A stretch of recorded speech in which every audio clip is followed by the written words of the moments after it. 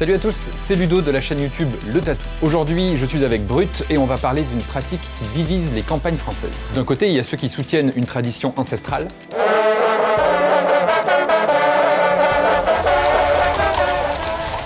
De l'autre, des défenseurs de l'environnement qui se battent pour l'abolir. La chasse à courre propre, ça n'existe pas. Il y a tout le temps de la violence, tout le temps de la cruauté, c'est la finalité de la chasse à courre. On peut pas dire que ce soit une belle chasse, c'est pas vrai. Et au milieu de ça, il y a des riverains qui veulent juste être tranquilles chez eux. Oui, si on a des enfants, on a des mamans, on a des familles.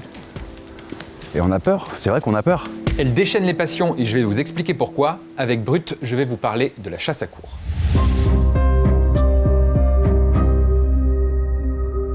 Aujourd'hui, les parties de chasse à courre finissent souvent en confrontation entre les militants pro et anti-chasse. Ils se filment mutuellement, se provoquent et parfois même ils en viennent aux mains. Tu déconnes, vous pouvez pas. Ouais, un taser. Un taser, voilà, pétasse. Qu'est-ce que tu fais là? Monsieur, je suis calme, calmez-vous. Qu'est-ce que vous faites là? Vous me faites à la gorge? Mais avant de vous raconter tout ça, faudrait peut-être que je vous explique c'est quoi la chasse à courre. La chasse à courre, d'ailleurs c'est plutôt la chasse à courre, à corps et à cri, ou la vénerie, consiste à chasser un animal sauvage uniquement avec une meute de chiens. Ce sont les chiens qui poursuivent le gibier, encadrés par un équipage qui est à cheval ou même à pied, qu'on appelle les veneurs. Après plusieurs heures de poursuite, le gibier épuisé est servi, c'est-à-dire tué par l'un des veneurs avec une lance. L'animal tué n'est pas mangé par les chasseurs, mais il est servi aux chiens lors d'une cérémonie que les veneurs appellent la curée. En vénerie, on peut chasser la moitié de l'année des espèces bien spécifiques, le cerf, le chevreuil, le sanglier, le renard, le lièvre et le lapin. Mais bon, le plus simple, c'est qu'on regarde comment ça se passe. Là, on cherche la trace d'un cerf, ce qu'on appelle plus communément le vosselet. Le vosselet, donc, c'est l'empreinte de l'animal que le cerf laisse sur le terrain. Le chien a tranquille, s'est mis à tirer fort, et en fait, vous avez le pied de l'animal ici, là, qui monte.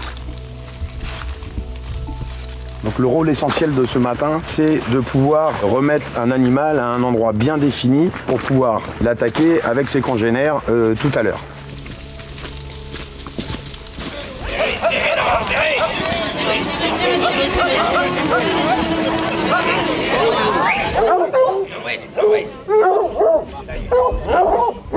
On va partir à cheval de la Champignonnière avec les chiens et donc on va descendre et on va passer par le village comme d'habitude. Et puis après on descendra jusqu'en forêt et on ira à la brisée à cheval avec les chiens.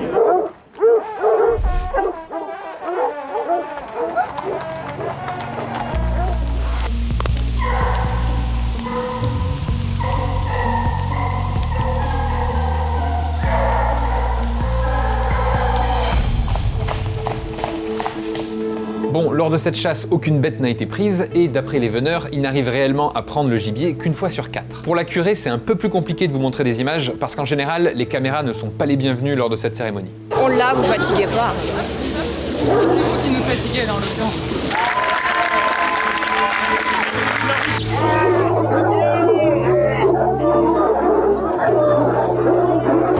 Montrez-nous une curée alors. Je vous invite pas chez moi, vous avez rien à faire chez moi. Ah bah alors, faut savoir, il n'y a rien à cacher, il n'y a pas de souci. C'est pas hyper cohérent. Les mises à mort. La mise à mort va dans un abattoir, va ailleurs.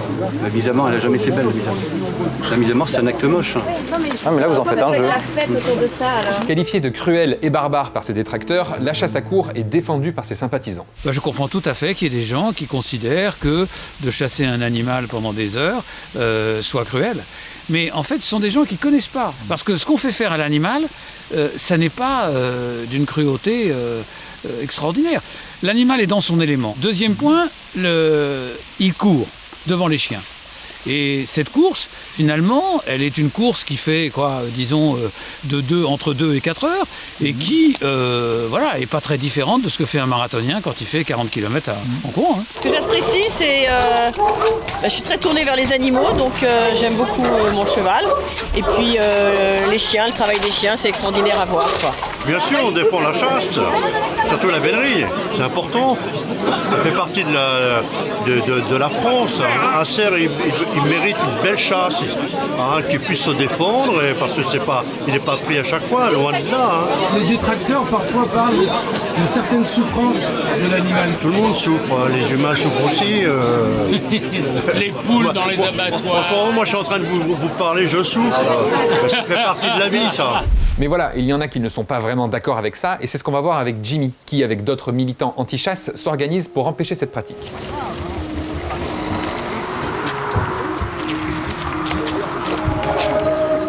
Donc là, c'est des veneurs, ou des gens qui sont proches des veneurs, qui vont nous suivre en forêt. Officiellement, c'est pour empêcher qu'on fasse des bêtises, en tout cas c'est leur version, mais ils sont surtout là pour nous empêcher de filmer et éventuellement nous agresser si on passe devant la chasse par exemple ou si on a des images compromettantes. Alors déjà c'est eux qui viennent en forêt pour nous poursuivre la chasse, n'avançons pas les rôles. Ensuite nous si on est là c'est pour empêcher qu'ils volent les chiens comme ils le font souvent, qu'ils agressent les veneurs. Vous verrez on a un ami qui a encore une minerve 15 jours après son agression par Jimmy et ses copains. Attention, il y a des oreilles qui traînent. Je vais mettre dans mes pieds. C'est bon? Alors C'est bon, ils sont partis chasser là-bas. Ok. En gros, ils sont partis comme ça. D'accord.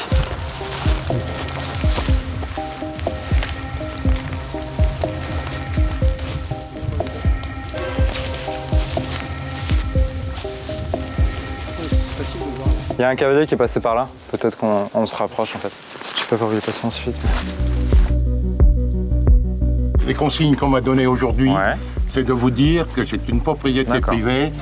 C'est interdit d'entrer pour vous. Vous êtes dans un rôle de prévention ou de police? Moi, police de la chasse. Police, d'accord, donc vous êtes assermenté. Oui, tout à fait. Ok, et je peux voir votre matricule? Oui, bien sûr. Il n'y a pas de matricule là. Comment? C'est un agrément, c'est pas une assermentation ça. Vous n'êtes pas assermenté. Voilà. Attendez. Non, c'est bon. Le monsieur te notifie que c'est une propriété privée, tu t'en fous. Il a menti aussi. Tu t'en fous. Non mais là vous êtes dans un rôle de police, vous n'avez pas le droit de dire monsieur. Il a menti, c'est pas marqué propriété. Alors, moi, je vous ai prévenu C'est bon, que voilà, vous êtes mais restez interdit. dans votre rôle de prévention. Bon. On vous remercie. Bonne journée. Jimmy, c'est tout le temps comme ça. Là non, là ils font un peu dans le côté spectaculaire parce qu'il y a les journalistes, mais sinon c'est beaucoup plus agressif.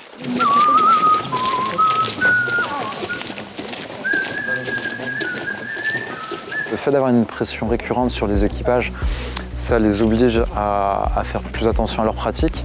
Ça aussi, ça passe l'envie à certains d'aller chasser. C'est une pratique qui coûte très cher.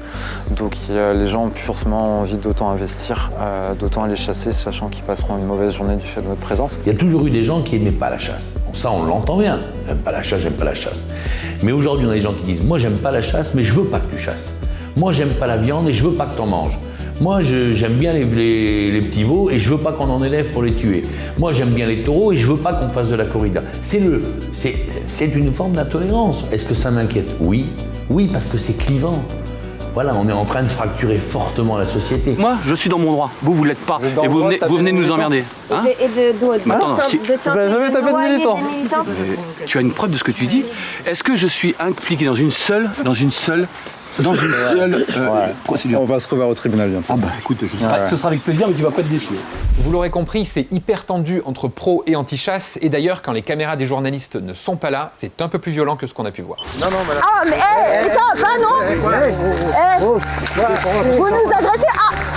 Vous dégagez, ne touchez pas, mais vous connaissez pas la loi, monsieur, vous ne... Au-delà de ces deux camps qui s'opposent, il y a des riverains qui aimeraient juste que leur propriété privée soit respectée. C'est le cas de Xavier, un professionnel du tourisme qui loue des logements au cœur de la nature. Barrez-vous! Mais c'est affreux! Nous ici, au quotidien, ce qui se passe, c'est qu'on est envahi par la chasse à courre. On a des clients qui viennent là, et des chiens qui déambulent absolument partout, mais qui déambulent pourquoi? Pour repérer le gibier justement à traquer, en l'occurrence le cerf ou le sanglier. On peut faire le planning des chasses, on a le mardi chasse à tir, le mercredi chasse à courre, le jeudi chasse à courre au chevreuil, le vendredi chasse à courre au sanglier, le samedi on a la chasse à courre au cerf, le dimanche on a la chasse dominicale. Un climat assez particulier quand même.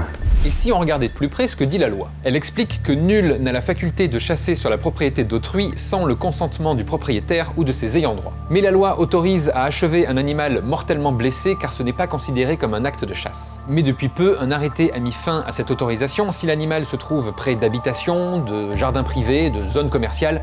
En gros, on n'a plus le droit de tuer un animal chez quelqu'un, mais apparemment, c'est compliqué de tout maîtriser. Laissez-le tranquille, barrez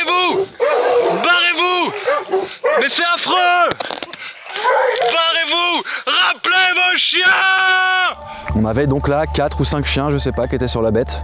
La bête qui hurlait, je vous laisse imaginer la bande son du truc quoi.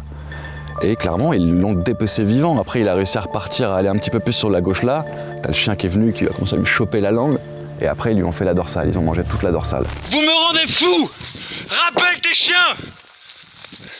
Rappelle tes chiens! Tout de suite! Tout de suite! Rappelle tes chiens! Rappelle tes chiens! On n'a pas fait les classes ensemble. Rappelle tes chiens! D'accord. Mais je veux pas être votre ami! Rappelle tes... alors tu me tutoies pas. Quand on fait des courriers recommandés, 1, 2, 3, 4, quand on contacte les équipages, quand on contacte, je vous disais, la police, la gendarmerie, la police de la chasse, il n'y a rien qui change. Nous, la volonté, elle est là. Clairement, on ne veut pas arrêter la chasse, on n'arrêtera jamais la chasse. On demande juste simplement à respirer tranquillement, à être en sécurité chez nous, à pouvoir exercer notre activité sereinement. C'est ça qu'on demande, tout simplement.